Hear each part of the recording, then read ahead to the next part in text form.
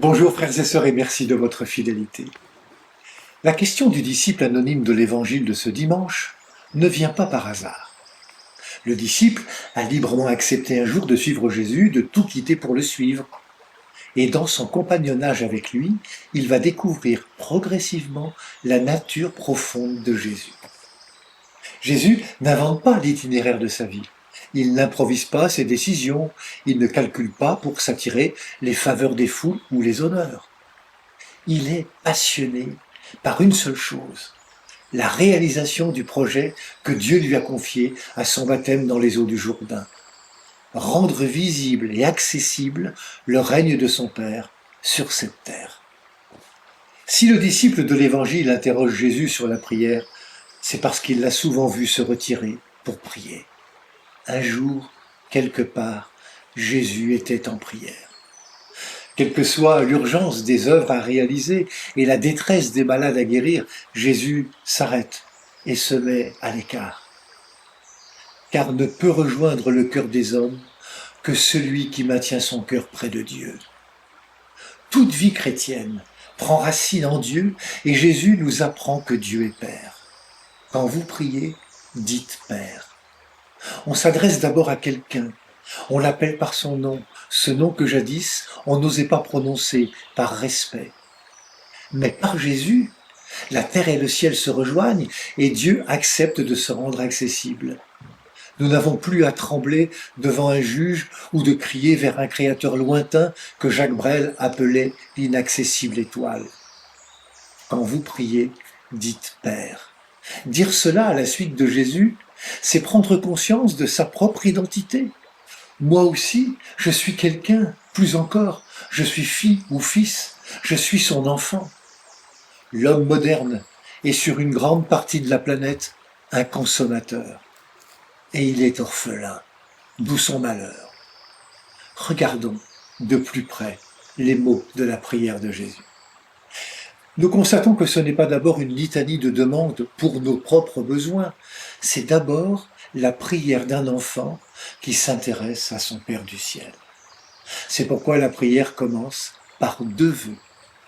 Que ton nom soit sanctifié.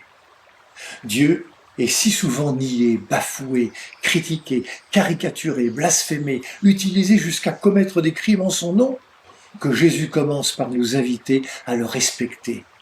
Sanctifié, c'est le contraire de bafoué. Que ce nom soit révélé, vénéré, chanté, servi dans le quotidien de la vie. Que ton règne vienne. Ce que Dieu est, autrement dit l'amour total, doit pouvoir se voir ici et maintenant, se voir dans l'aujourd'hui. Ce règne, c'est le projet même de Dieu. Ce royaume ne s'impose pas par la violence, il se propose à notre liberté. Il attend de chacune et chacun un retournement, une conversion qui ouvre à Dieu et son projet d'amour. En disant que ton règne vienne, j'accepte que Dieu Père soit premier, que l'amour tel que Jésus nous l'a révélé soit déjà là dans l'aujourd'hui. J'accepte tout simplement d'entrer avec confiance dans son projet. C'est pourquoi je peux dire que ton règne vienne, Maranatha, viens Seigneur.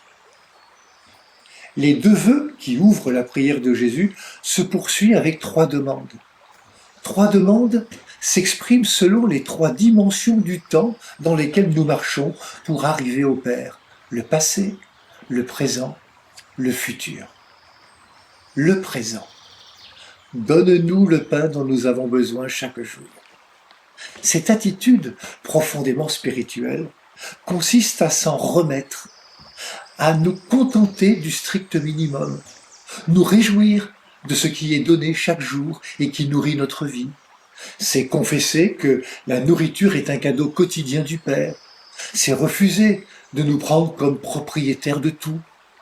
C'est savoir que tous les hommes ont besoin de pain et que Dieu les nourrit tous et que cette attitude de Père prend soin de ses enfants. Mais le pain est aussi le symbole de la parole de Dieu.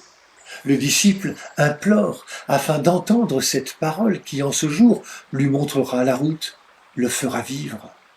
Et le pain est enfin le pain de vie, La communauté demande la grâce de célébrer l'Eucharistie, de devenir communion en partageant le corps du Christ. Enfin, le passé. Pardonnez-nous nos péchés, car nous-mêmes, nous pardonnons à tous ceux qui ont des torts envers nous. Devant ce Père à qui Jésus nous demande de nous adresser, nous ne devons pas craindre de nous présenter comme nous sommes, c'est-à-dire de pauvres hommes pécheurs. Nous nous présentons en vérité, c'est-à-dire avec ce désir de nous inscrire dans une attitude de pardon. C'est la seule manière de laisser l'amour de Dieu entrer. Je me tiens à la porte et je frappe si tu m'ouvres ton cœur. Pardonner, c'est ouvrir son cœur à celui qui seul peut pardonner. Le futur ne nous laisse pas entrer en tentation. Au terme de notre prière, au moment de retourner dans le quotidien, les filles et fils que nous sommes ont peur d'eux-mêmes, de leur liberté fragile. Ils supplient le Père de les garder. Fais que nous ne donnions aucune prise au mal qui plombe l'amour dont tu nous aimes et dont tu aimes tous les hommes sans distinction. Père, que je te garde présent dans ma vie, que je t'appelle sans cesse pour me donner la force de résister, comme ton fils Jésus qui a été tenté et que son amour filial a gardé dans la fidélité. Après avoir révélé la prière essentielle du chrétien, Jésus prolonge sa catéchèse, une parabole qui invite à la persévérance.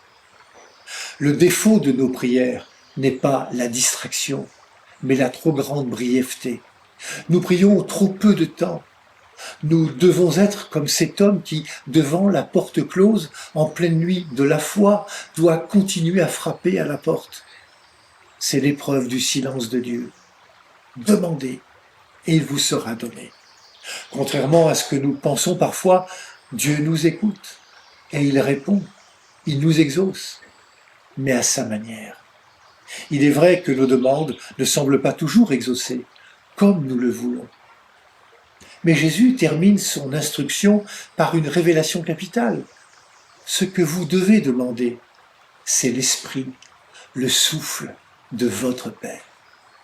Ne pas être des demandeurs centrés sur nous-mêmes, mais des enfants du Père qui, comme le Fils Jésus, se laissent conduire par le souffle de l'Esprit. N'oublions jamais, on ne peut rejoindre le cœur des hommes que si nous maintenons notre cœur près de Dieu. Bon dimanche à toutes et à tous, prenez bien soin de vous et des autres.